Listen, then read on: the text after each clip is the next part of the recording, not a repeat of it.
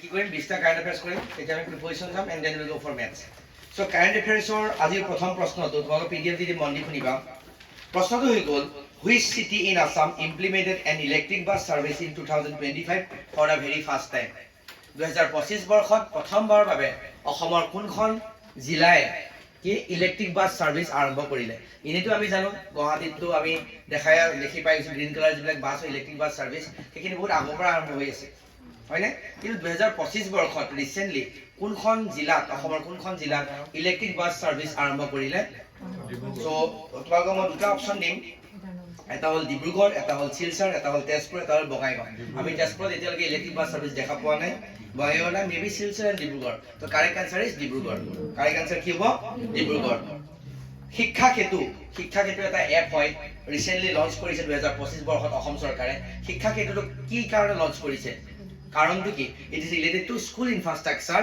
And কি লগতে quality education বুলি ক'লে কি বুজা আগতে বহুত ফাংফুং হৈছিল বুলি আমি শুনো কিমান দূৰ হৈছিল সেইটো আমি নাজানো বাট যাতে শিক্ষকসকলে ছাত্ৰ ছাত্ৰীসকলক কোৱালিটি এডুকেশ্যন দিব পাৰে সময়মতে আহিব পাৰে সময়মতে যায় এই বিভিন্ন ক্ষেত্ৰৰ কাৰণে কি কৰিছে শিক্ষা ক্ষেত্ৰত এপটো আনিলে হয়নে আৰু ল'ৰা ছোৱালীখিনি যিখিনি আছে ল'ৰা ছোৱালীখিনি যিবিলাক এডুকেশ্যন মানে যিবিলাক মাৰ্কশ্বিট হয় সেইবিলাক আচলতে তাত কি হয় ডাইৰেক্টলি আপলোড হয় তেতিয়া গম পোৱা যায় কিমান এটেণ্ডেন্স কিমান ইনে এটেণ্ডেন্স দি থোৱাৰো কিছুমান অভিযোগ থাকে সো সেইবিলাক গোটেইখিনি বস্তু কি হয় মনিটৰ হৈ থাকে বুজি পাইছা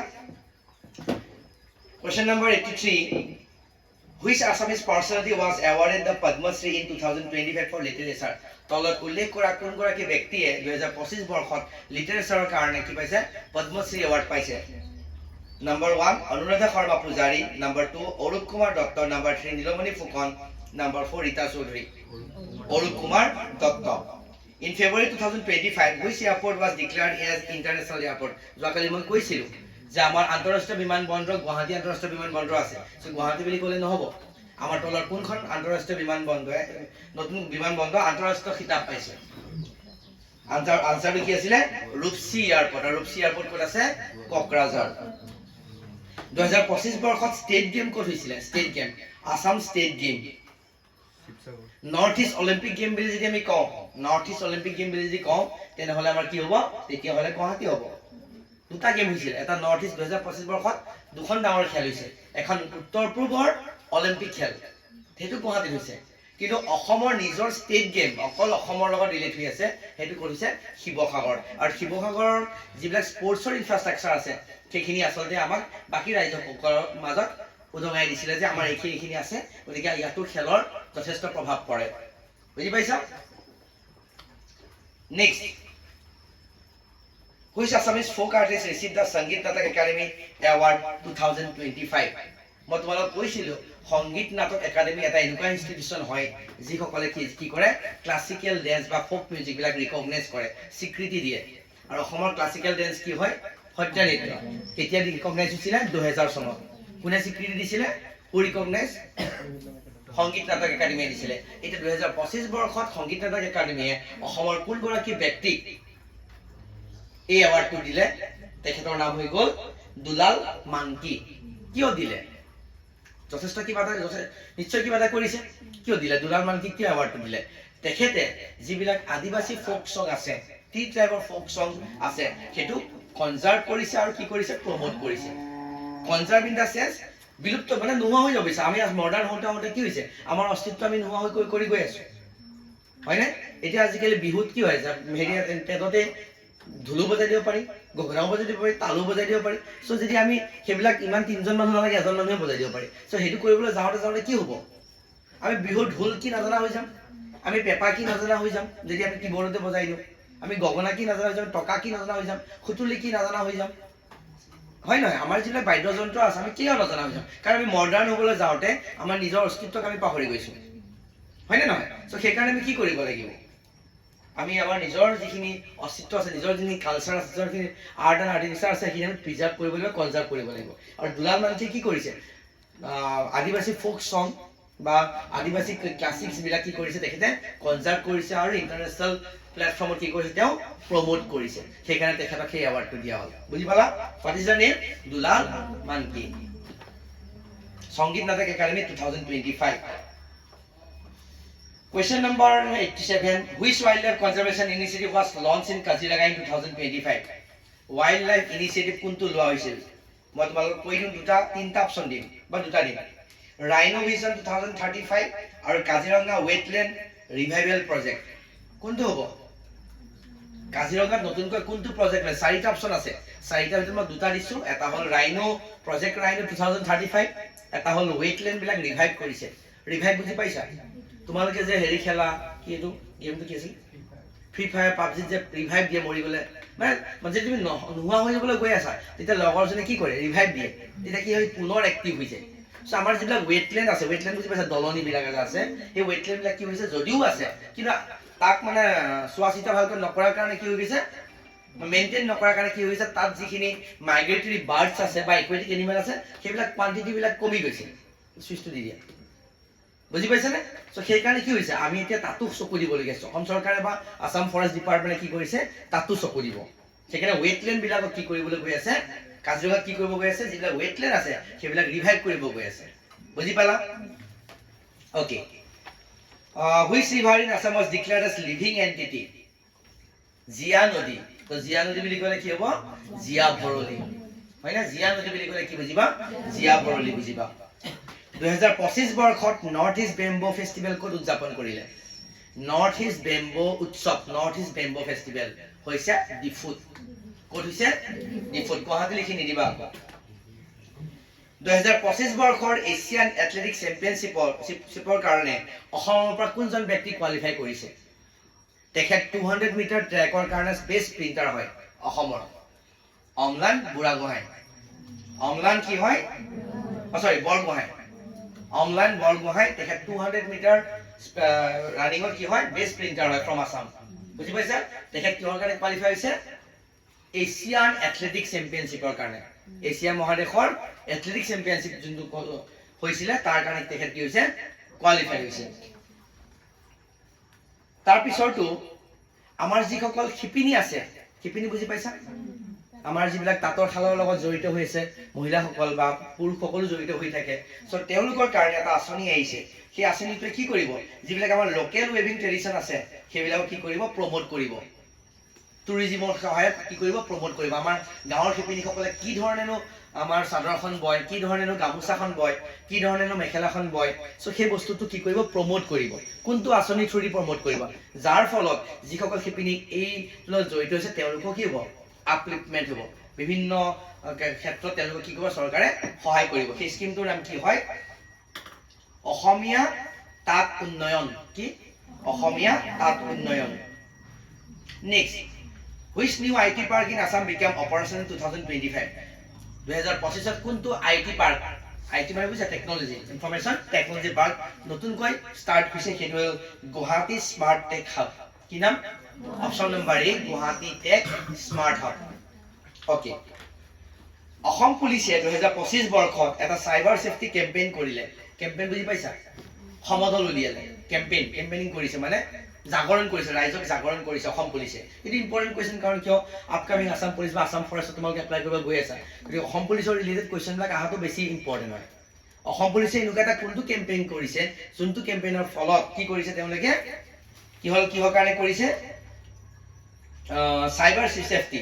এতিয়া চাইবাৰ ছেফটি বুলি ক'লে কি বুজা? চাইবাৰ ক্ৰাইম বুজি পাইছা? তোমালোকে এতিয়া ফেচবুক চলাই আছা, তোমালোকৰ ফেচবুক একাউণ্ট হেক কৰি পেলাই তোমালোকৰ নামত উল্টা ফুল্টা কৰি দিব, সেইটো এটা চাইবাৰ ক্ৰাইম। তোমালোকৰ হোৱাটছআপটো হেক কৰি পেলাই যি উল্টা ফুল্টা কাম কৰিব, সেইটো এটা চাইবাৰ ক্ৰাইম, হয়নে? চ' বিভিন্ন ক্ষেত্ৰত তোমাৰ ফোন নম্বৰ ইউজ কৰি পেলাই বেলেগক ধন দাবী কৰি দিয়ে, সেইটো চাইবাৰ ক্ৰাইম। ইণ্টাৰনেটৰ মাধ্যমেৰে যিবিলাক ক্ৰাইম হয় সেইবিলাক আমি কি বুলি কওঁ? Cyber crime. সেইবিলাক ৰোধ কৰিবৰ কাৰণে, সেইবিলাক সমাপ্ত কৰিবৰ কাৰণে অসম পুলিচে কি কৰিছে?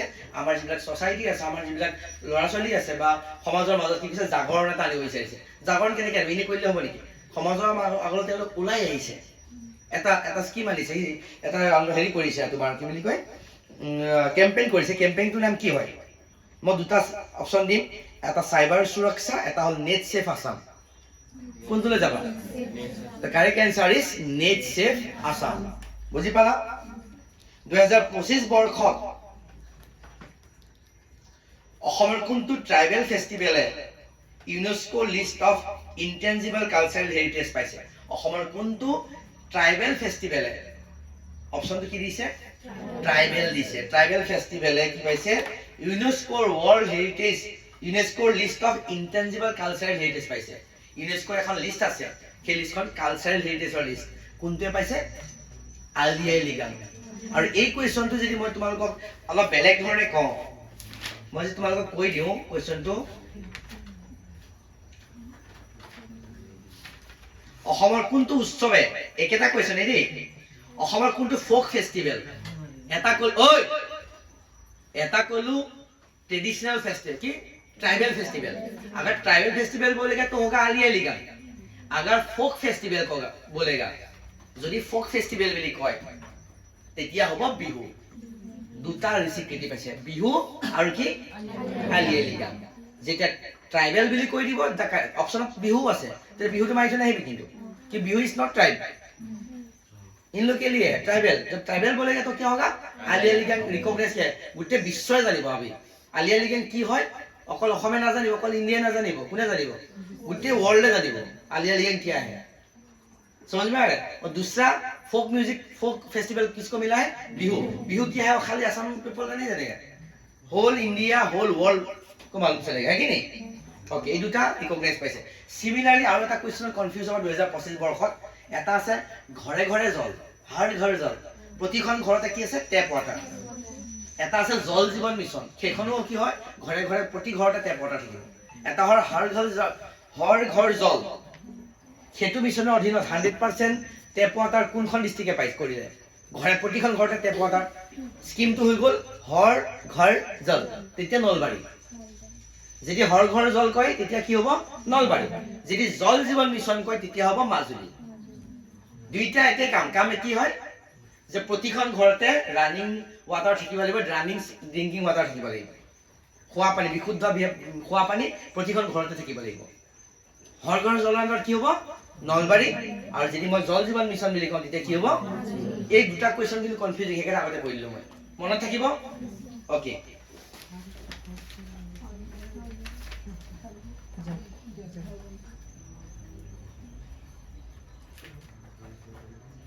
কোনো কোৱেশ্চন আছিল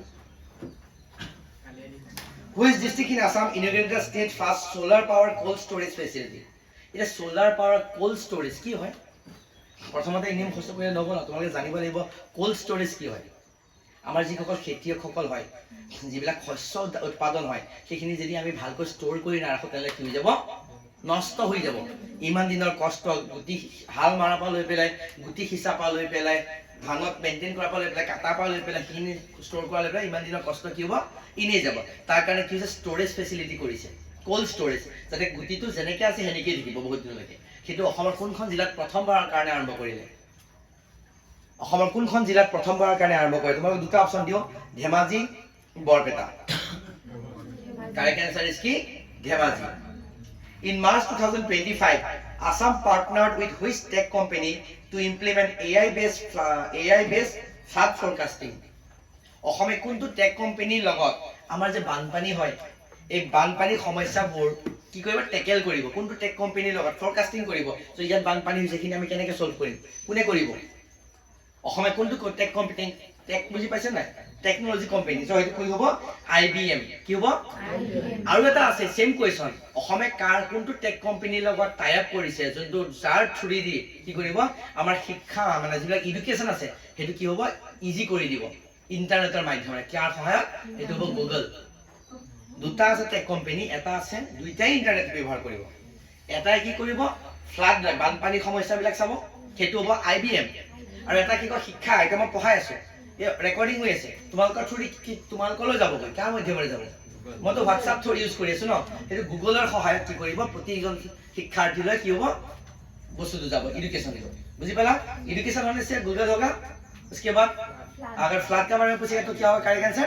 IBM समझ में आया सबको ओके वेल एंड गुड আৰু আমাৰ তিনটা চাৰিটা কোৱেশ্চন আছে তাৰপিছত আমি ইংলিছলৈ যাম 2025 বৰ্ষত শান্তি স্বৰূপ ভট্টনাগৰ এৱাৰ্ড কোনজন সাইন্টিস্টে পাইছে অসমৰ সাইন্টিস্ট অসমৰ কোনজন সাইন্টিস্টে শান্তি স্বৰূপ ভট্টনাগৰ এৱাৰ্ড পাইছে doctor Anamika Baruah Which Assamese startup won the National Agri-Tech Award in 2025? Agri-Tech. Startup বুলি ক'লে কি বুজা? ষ্টাৰ্টআপ বুজি পাইছা? মই অলৰেডি কৈছোঁ, নিজে ষ্টাৰ্ট কৰিছোঁ। অসমৰ গভৰ্ণমেণ্টৰ সহায়ত মই কিবা এটা ষ্টাৰ্টআপ কৰিছোঁ, লোন চোন লৈ ষ্টাৰ্টআপ কৰিছোঁ। আৰু কিহৰ ওপৰত? মোৰ থিমটো কি? মই এগ্ৰিকালচাৰৰ থিমটো লৈছোঁ। কিছুমানে ধৰা টুৰিজিম ল'ব, কিছুমানে কিবা কিবি ল'ব। মই ধৰা খেতিৰ কাৰণে ষ্টাৰ্টআপ কৰিছোঁ, আৰু মই ইমানেই ধুনীয়াকৈ খেতি কৰিছোঁ, কি হ'ব মই এৱাৰ্ডো পাই গ'লোঁ। চ' কোনটো তেনেকুৱা ষ্টাৰ্টআপ কোম্পানী যদি এগ্ৰিকালচাৰৰ লগত ৰিলেট হৈ আছে, সি কি পাইছে এবাৰ? নেশ্যনেল এগ্ৰিকালচাৰ টেক এৱাৰ্ড পাইছে। সেইটো হ'ব এগ্ৰি স্মাৰ্ট আছাম। এগ্ৰি মানে related to agriculture, smart agriculture. ক'ৰ হয়? অসমৰ হয়। এগ্ৰি স্মাৰ্ট এগ্ৰি আছাম নহয়, এগ্ৰি স্মাৰ্ট আছাম। মনত এনেকৈ ৰাখিবা যে স্মাৰ্ট এগ্ৰিকালচাৰ ইন আছাম। মনত থাকিব? Which district of Assam launched a mobile app Fish Smart for online fish marketing? মাছো অনলাইনত পাবি আৰু। চ' অসমৰ কোনখন জিলাই প্ৰথমবাৰৰ বাবে কি হ'ব? মাছ অনলাইন মাধ্যমেৰে বেচিব। তাকো এপ এটা উলিয়াই দিলে, গুগল প্লে ষ্ট'ৰত ফিছ মাৰ্কেট পাই যাবি। তই কেনেকুৱা বিভিন্ন ধৰণৰ মাছ পাবি। তোক লোকেল লাগে, বিলৰ লাগে, চালানী লাগে, ইউ কেন ডু ডেট। চ' অপশ্যন কেইটা মই তোমালোক দি দিওঁ। কামৰূপ মেট্ৰ', নগাঁও, শোণিতপুৰ, কাছাৰ। মই মাছ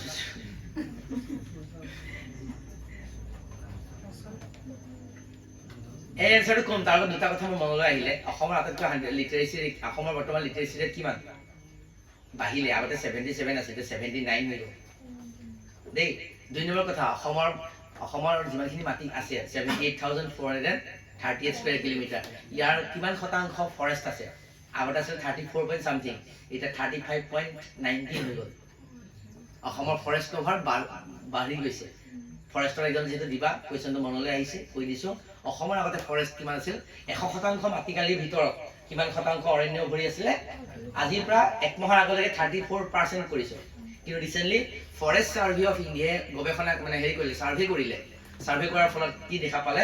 যে অসমৰ যোনটো ফৰেষ্ট এৰিয়া আছে সেইটো কি হ'ল? বৃদ্ধি পালে। 34ৰ পৰা 35 হ'ল। বুজি পালা? সেইটোতো বাঢ়িব, এইটো অট'মেটিক বাঢ়িব। না, I am talking about only Assam. মই অসমৰ কথা কৈ আছোঁ, বুজি পাইছা? অসমৰ মাটিকালি যদি চাব যোৱা, সেইটো এক্সট্ৰাকৈ উলিয়াব লাগিব। মই তোমাৰ যোনটো 2.4 আৰু 2.6 কৈছিলোঁ, সেইটো মই ফৰেষ্ট কভাৰৰ কথা কোৱা নাছিলোঁ। সেইটো মই কৈছোঁ অসমৰ লেণ্ড। অসমৰ মাটিখিনি ভাৰতৰ লগত কিমান আছে? অসমৰ পপুলেশ্যনটো ভাৰতৰ লগত কিমান আছে? সেই ৰেচিঅ'টো ভাৰতৰ লেণ্ডৰ আছিলে আৰু পপুলেশ্যনৰ আছিলে, ফৰেষ্টৰ কোৱা নাছিলোঁ। ফৰেষ্টৰটো মই তোমাক এইটো কৈছিলোঁ যে অসমত টোটেল ফৰেষ্ট কিমান আছে? 34%. It has been increased to 35.19. এতিয়া আমি ক'ত আছিলোঁ? এইটো ঘূৰি আহোঁ। অসমৰ কি ক'লো? ফিছ মাৰ্ট, এইটো হ'ল কাছাৰ। ফিছ মাৰ্ট কি হয়? কাছাৰ। এই এপটো ক'ৰ পৰা আৰম্ভ কৰিছে? কাছাৰত। আজি শেষৰটো প্ৰশ্ন, 2025 বৰ্ষত অসমৰ লিটাৰেচি ৰেট কিমান হয়? আগতে আছিলে 77.2, এতিয়া হৈ গ'ল 79.4। কিমান হয় বৰ্তমান অসমৰ লিটাৰেচি ৰেট? 79.4। এক্সট্ৰাকৈ মই তোমালোক এইটো দেখাই দিম, কিন্তু আজি নকওঁ, যে মহিলাসকলৰ আছিল 66, পুৰুষসকলৰ আছিলে 77। এইটো অকণমান চেঞ্জ হৈছে, সেই ডাটাটো মই তোমালোকক নেক্সট ক্লাছত ক'ম। আজি আমি 100 কুৱেশ্যন কমপ্লিট কৰিলোঁ এতিয়ালৈকে কাৰেণ্ট এফেয়াৰ্ছত। ঠিক আছে, থেংক ইউ।